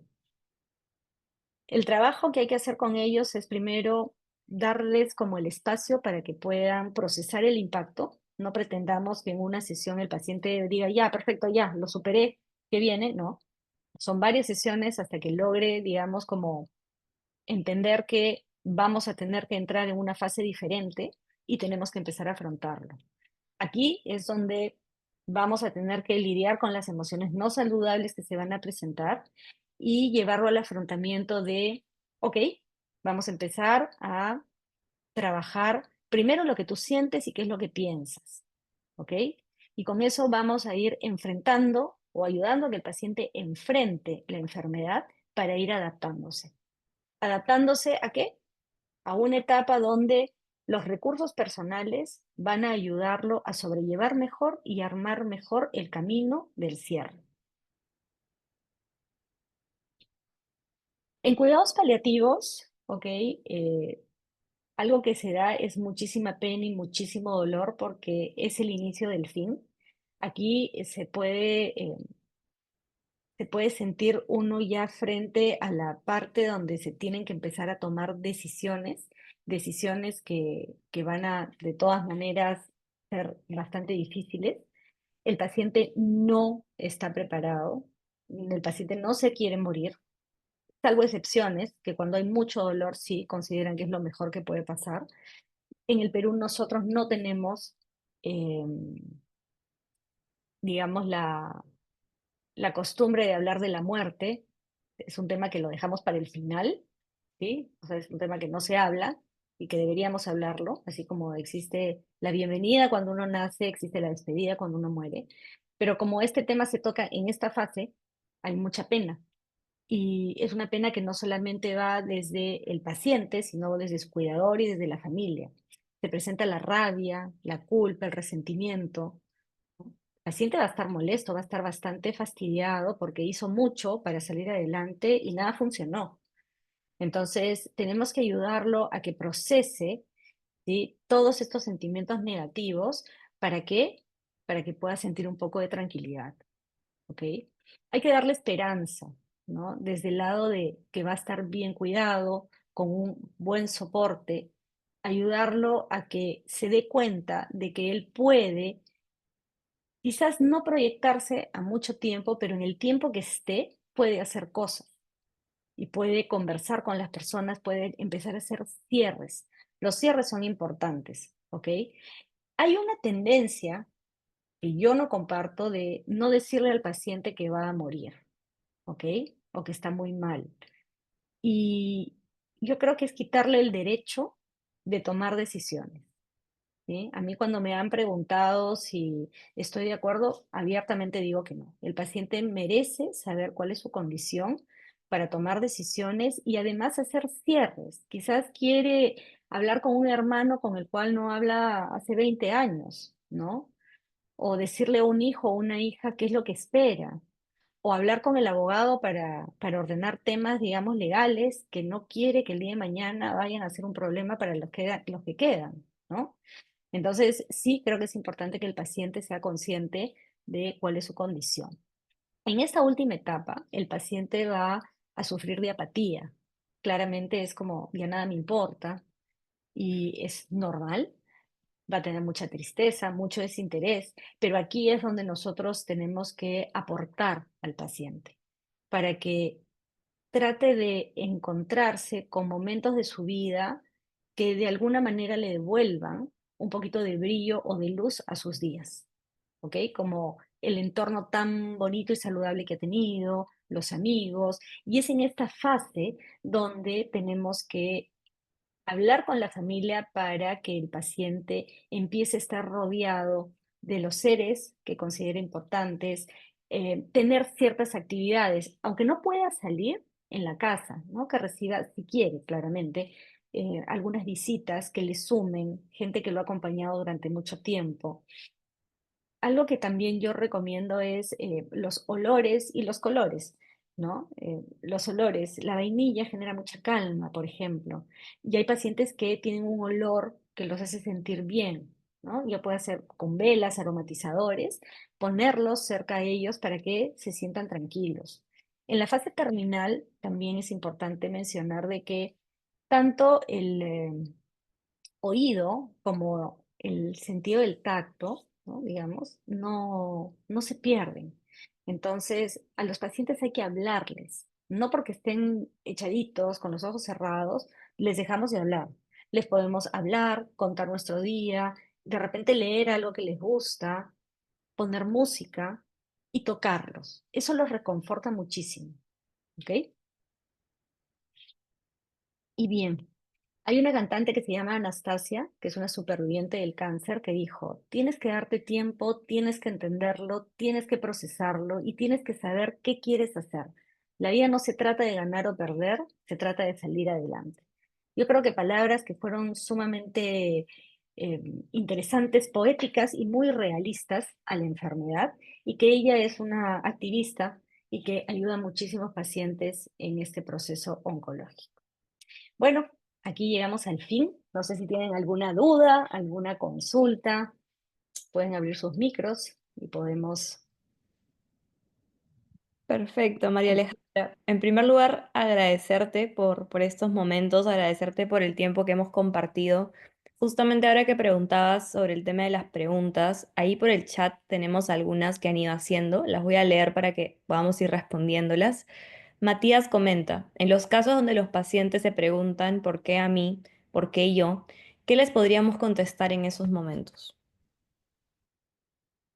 Primero decirles que, a ver, El cáncer no te escoge, ¿ok? Es una condición que no es el único en el mundo que la va a pasar, ¿sí? En ese momento, él siente que es el único que le está pasando. Sin embargo, hay que llevarlo por el lado de, mira, esta es una enfermedad que se ha presentado. No es solo a ti, ¿sí? Entiendo que tú sientas que has sido el escogido, sin embargo, podemos hacer esto, esto, esto, esto. O sea, llevar al paciente no al cuestionamiento, porque no van a haber respuestas. O sea, ¿por qué a mí? No podemos nosotros decirle, bueno, porque no te hiciste chequear a tiempo, ¿no? O sea, sería ilógico, ¿no? Incluso pacientes que se hacen chequeos constantes debutan con cáncer meses después. O sea, no hay una respuesta, pero sí podemos abrirles el lado de la oportunidad del tratamiento, ¿sí? De llevarlos al, entiendo que hoy tú sientas de que es a ti, pero date cuenta, mira, has sido diagnosticado y tienes el tiempo para poder enfrentarlo. Tenemos las herramientas, tienes buenos médicos, la ciencia avanza, ¿no? Y darles este, digamos, acompañamiento de las posibilidades para que sienta de que sí, puede salir adelante. Ok, perfecto. Muchísimas gracias. Wendy nos comenta también, ¿no? Es importante que la familia se involucre con su paciente oncológico y puedan abordar estos temas. A mi padre le diagnosticaron linfoma de Hodgkin, estadio Ujú. 3, y realmente fuimos su soporte. Manu dice, en el caso de que algún especialista que trata al paciente no lo hace de la forma adecuada o empática o amable, sino Ujú. lo atiende de mal humor o algo antipático, le pregunto por qué he visto casos. Ujú. Bueno, los oncólogos y creo que todos los médicos en realidad que trabajan enfermedades crónicas no necesariamente son como muy dulces, por no utilizar otra palabra, ¿no? Y tenemos que entenderlo que desde el lado de que ellos también ponen barreras, ¿no? Trabajar con pacientes en condiciones tan difíciles duele como ser humano, ¿no? Ahora, si el paciente no se siente cómodo con el médico tratante, tiene todo el derecho de pedir un cambio de paciente.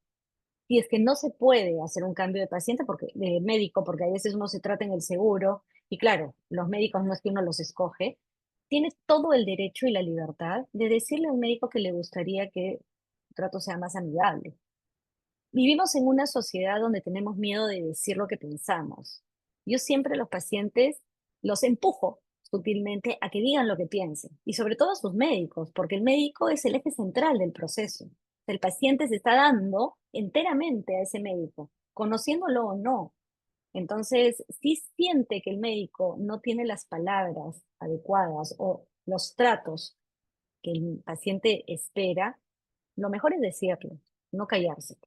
Ahora, nosotros, desde el lado del psicooncólogo, ¿podemos hacer algo? Bueno, si nosotros estamos presentes, cuando ya termina la consulta, podemos acercarnos al médico y sutilmente preguntarle si todo está bien, porque hemos notado, ¿no? Unas respuestas de repente tajantes o un poco cortantes al paciente. De repente no se ha dado cuenta. Entonces, le estamos ayudando, ¿no?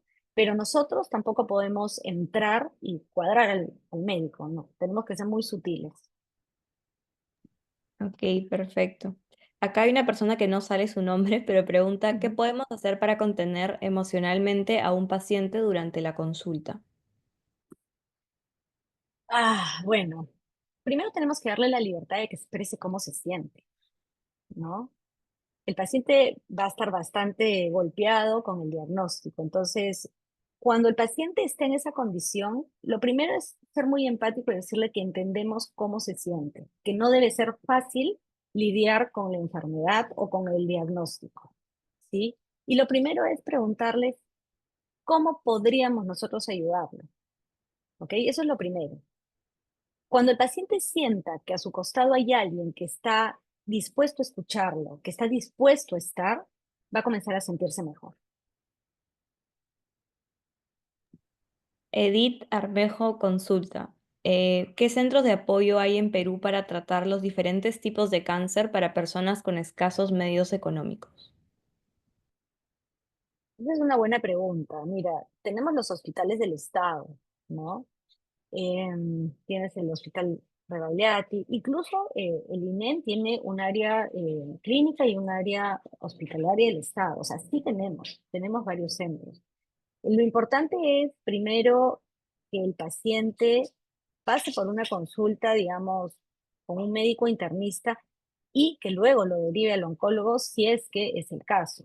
Ahora, también existe el CIS, ¿no? Y el CIS también está cubriendo, tengo entendido, a pacientes de escasos recursos en el área de oncología, pero ellos ya se encargan de hacer la derivación.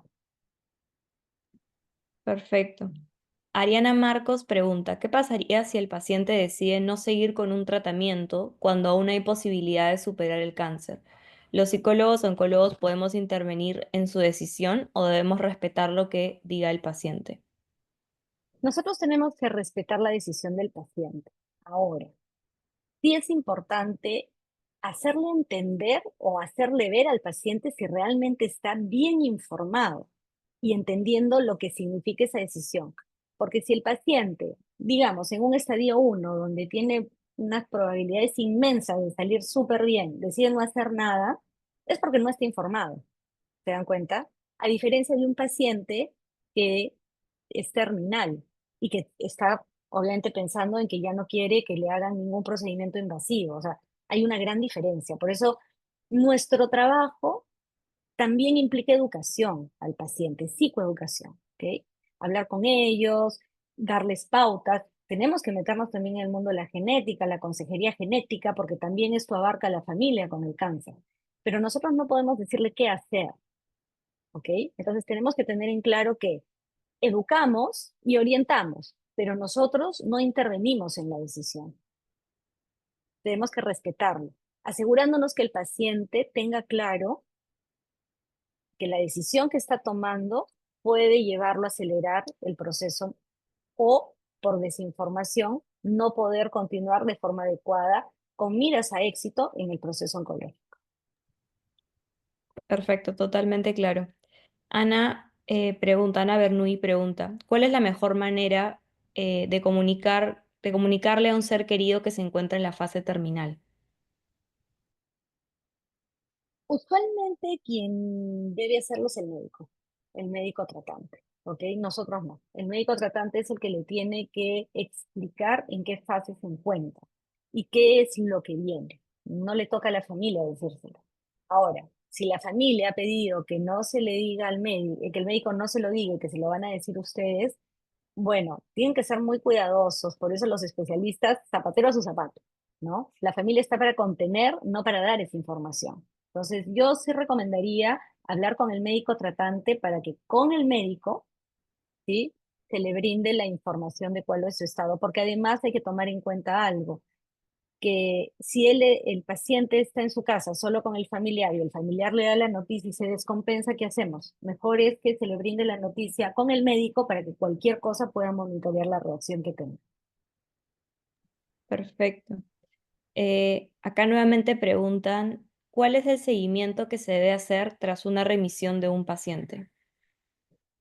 Bueno, en el tema de remisión, los pacientes cuando ya están dados de alta dejan todo, ¿ok? Quien marca la pauta del seguimiento en remisión es el oncólogo, nosotros no. Nosotros seguimos acompañando al paciente en la medida él lo permita. Entonces, la parte, digamos, del tratamiento de la enfermedad, el oncólogo definirá si es mensual, trimestral, cada 6 meses, anual, y eso dependerá de los resultados de los exámenes. Perfecto. Daniela Malca comenta, ¿cómo hablar sobre la enfermedad en el caso de pacientes infantiles? Mira, los niños necesitan recibir información de acuerdo a su edad, ¿ok?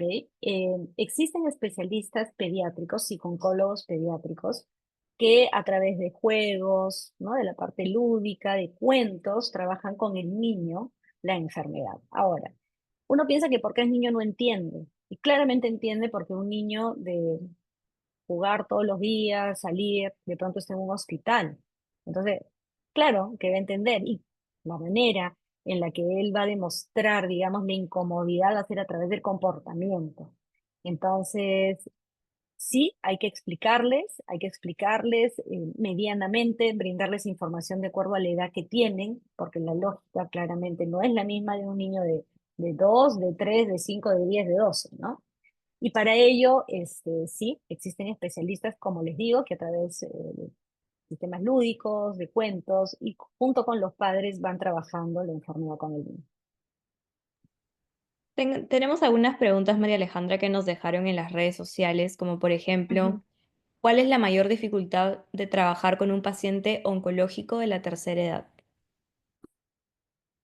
Yo creo que la parte más difícil es las resistencias que tiene, propias de la edad, ¿no? Una persona mayor es una persona que tiene vida, experiencia, pero tiene muchas resistencias, ¿no? Recordemos que la parte del cuidado emocional es algo que se viene manejando recientemente. En la época de nuestros abuelos, incluso nuestros padres, ¿no? En el caso del mío, que tiene 80 y tantos, los psicólogos no existían, eran para locos. Entonces, trabajar con ellos es difícil porque les cuesta mucho abrirse, les cuesta mucho decir lo que piensen y lo que sienten, ¿no? O sea, para ellos esto no funciona. Entonces, sí, no digo que en todos los casos, pero sí en la mayoría, yo creo que es un grupo de gente con la que es más difícil trabajar. Ok, qué importante ese tema de la resistencia, ¿no? Y justamente hablando un poco nuevamente del tema de los pacientes, algo que también nos consultaron era cómo se trabaja con pacientes que aparte del diagnóstico del cáncer tienen algún otro diagnóstico psiquiátrico, como por ejemplo esquizofrenia. Bueno, los pacientes con esquizofrenia van a estar medicados, ¿ok? Mientras el paciente esquizofrénico esté medicado, digamos, va a estar en un estado con el que se puede hablar. Pero si es un paciente que no está medicado y está en las fases esquizofrénicas, va a ser bien complicado poder tener un diálogo con él. Entonces ahí tenemos que claramente tener un psiquiatra que comande también este proceso. O sea, trabajamos nuevamente en equipo. Entonces, pacientes con, digamos, ciertos rasgos que no están medicados, tenemos que tener un psiquiatra que nos ayude a estabilizarlo para poder hacer un trabajo en conjunto. Perfecto. Y la última preguntita que nos hicieron por las redes era, ¿todo paciente oncológico debe ser preparado para su muerte? No todos mueren. O sea, empecemos por ahí. ¿Sí? Y ya que es importante que conversemos algo, ¿no? Todos debemos prepararnos para morir, no solamente el paciente oncológico. Tenemos que hablar de la muerte con más naturalidad, ¿sí? Entonces, pensar de que solamente un paciente oncológico debe abordar ese tema, no. Y nuevamente, solamente podemos poner la muerte con el paciente oncológico cuando está en cuidados paliativos. Antes no, no podemos adelantarnos. Algo que yo les recomiendo, ¿sí? Desde el lado personal y profesional es comencemos a ver la muerte como parte de la vida. Y eso también significa hablar con los niños de la muerte, para que no le tengan miedo, ¿ok? Es más, hay muchísimos estudios que demuestran, y hay libros que lo plasman, que las personas cuando van a morir, o sea, no son esas muertes que nosotros vemos en la tele, ¿no? Que le dan un balazo y ya, no, ¿no? No, no. O sea, el proceso cuando el paciente está, digamos, agonizando, ¿ok? Y digamos, en los pacientes oncológicos, si queremos verlo así y llevarlo acá, el cuerpo entra en un estado, sí, de relajación, donde ya no siente dolor. O sea, el paciente sigue ahí, su cuerpo entra en una etapa totalmente diferente, ¿ok? Entonces, no es tan traumático para él en ese momento, sino para nosotros que estamos afuera. Entonces, yo los invito a que investiguen un poco más sobre los procesos de la muerte. Y nuevamente, no lo veamos como algo ajeno a la vida, es parte de. Todos nacemos y todos los que hemos nacido y estamos acá, vamos a pasar por ahí, por el túnel, caemos o resbalamos. La pregunta es cómo queremos hacerlo, ¿sí? ¿Cómo queremos cerrar nuestro ciclo de vida? ¿Cómo nos estamos preparando? ¿Cómo le estamos viviendo? ¿Ok? Entonces los invito a que más bien vean a la muerte como parte de la vida, sin miedo, y nos preparemos de una forma bonita, ¿no? Vida digna, muerte digna. Tú tendrás la muerte que mereces de acuerdo a la vida que has tenido. Entonces, no la separemos. No es mala, es lo que es. Y con los pacientes oncológicos se toca ese tema en el momento que corresponde. Si el paciente quiere hablar de la muerte en el estadio 1, hay que hablarla, no pasa nada, ¿sí? No, no pasa nada. Pero no vamos a hablar con un paciente, digamos, que está bien, de algo que todavía no va a venir. O sea, para adelantarlo, para por si acaso. No, no tendría sentido en ese momento. Ok, clarísimo. No Mm. sé si es que alguno de los participantes tenga alguna otra duda o alguna otra pregunta, pueden prender su micro si es que así lo desean. Sí, tengo una consulta. Mira, Sí. mire, hace un par de años estuve haciendo mi internado Ujú, y estuve en un centro de salud en Huaraz. ujú, Y, y en una oportunidad me llegó un paciente oncológico, ¿no? Que ujú. recién le habían diagnosticado, pero si mal no recuerdo, creo que ya estaba también casi por las últimas. Y bueno, era la primera vez que yo veía un caso así y no sabía qué hacer, ¿no? Entonces, si me llega ese tipo de pacientes nuevamente, ¿cómo podría abordarlos desde ese punto, ¿no? De, Ujú. de lo que está llegando recién que le están diciendo. Bueno, cuando tú tienes un paciente que llega, la pregunta es, ¿lo derivan a psicología o llega porque él quiere? Ah, lo derivaron, lo Lo derivaron. derivan. Ok. Sí, Ujú. Ok, entonces cuando derivan al paciente, claramente no es porque él ha querido, y ahí ya tienes una resistencia, o sea, vas a decir, no entiendo qué hago acá. Pero una vez que tú lo tienes, lo importante es conectar con él, ¿no? Decirle, bueno, estoy viendo que usted está, digamos, con esta enfermedad, que ha pasado por tal médico, este, me gustaría saber cómo se siente, ¿no? Esa es como la primera forma de llegar, ¿no? O sea, estoy dispuesto a escuchar. No, me han dicho que estoy mal, pero no, estoy bien, no quiero hablar. ¿Estás seguro? ¿Estás seguro que no quiere comentarme nada? Por ejemplo, ¿cómo se siente ahora? ¿Está cómodo? ¿Está incómodo? Y a través de preguntas puedes comenzar a sacar información. Sé que es chocante ver a un paciente oncológico terminal, ¿no? Pero tratemos de centrarnos no en el paciente, sino en este ser que necesita ser escuchado, porque no siempre se los escucha. Sobre todo cuando estamos hablando de la asistencia social, digamos, ¿no? O sea, el paciente pasa, pero no, nadie se da el espacio, ¿no? Para conversar con él, para preguntarle cómo te sientes, qué necesitas. Ese primer contacto puede marcar la diferencia en la forma en la que él se siente tratado y abrir la pauta para que él te pueda decir lo que piensa, lo que siente y qué es lo que quiere también, ¿no? Entonces, son preguntas básicas y claves, sin tener que ahondar o meterte en este rol de psicólogo inicial, ¿no? O sea, es más como muy amical y eso rompe el hielo también. el paciente sí se abrió, Ah, perfecto. sí se abrió. Ujú. Y lo primero que me dijo es, no sé cómo voy a hacer con mi familia. Ok. Entonces, como no sabía qué decirle en ese momento, le dije, no, Ujú. hay que enfocarse entonces en eso, ¿no? Hay que seguir Ok. el tratamiento, Ujú. pero sigue con tu familia, haz salidas, haz juegos, enfócate más a estar más con tu familia, le dije en aquella oportunidad, Ujú. pero no tenía más estrategias, ¿no? Para poder, Ujú. solamente le escuché, hablamos, ¿no? De justamente como dice usted, ¿no? De cómo se sentía. eh, y fue chocante, sí, porque él mismo me dijo, mira, no, yo no sé qué voy a hacer, voy a dejar a mi familia, tengo mi hija, pero sé que voy a morir, me dijo. Ujú. No- Hasta ahí nomás supe, ¿no? Porque fue la única consulta que estuvo. Ok.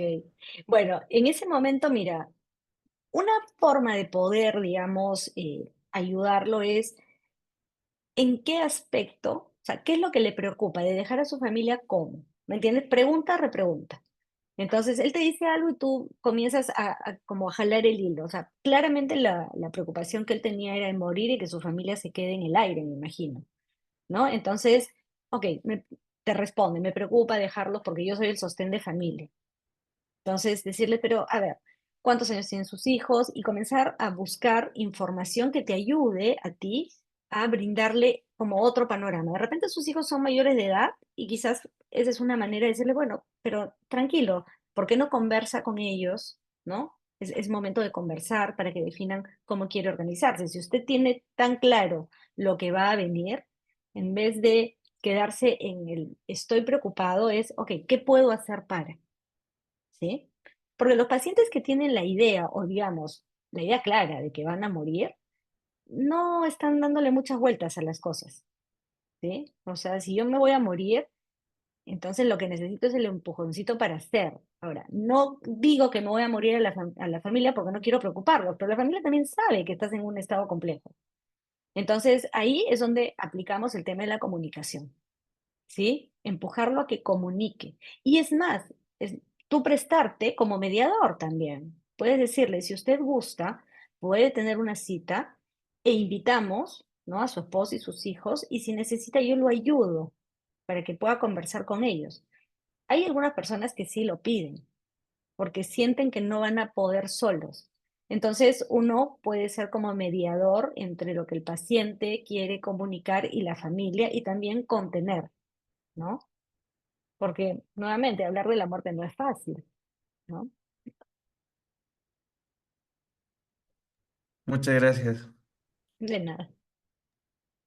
Ok, perfecto. Muchísimas gracias a todos los participantes el día de hoy. Muchísimas gracias, María Alejandra, por habernos eh, explicado y detallado con tanto detenimiento todo lo que nos has comentado. De verdad que muy agradecidos de parte de toda la sociedad que te hayas conectado en este momento.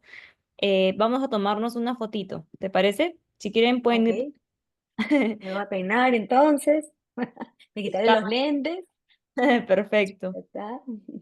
Ahí vemos a Víctor, está Camila Ruesta, Camila Guamán, Laura, Wendy, Ana, Dalila, perfecto, muchísimas gracias. A la cuenta de tres tomamos una fotito. Uno, dos y tres. Uno, dos y tres.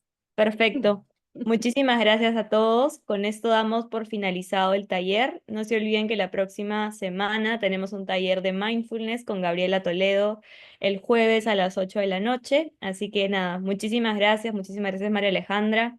Con esto estamos cerrando el día de hoy el taller. Gracias a todos Gracias por a sus... todos. Muchas Gracias, gracias. Paulita. Buenas noches. Cuídense. Gracias.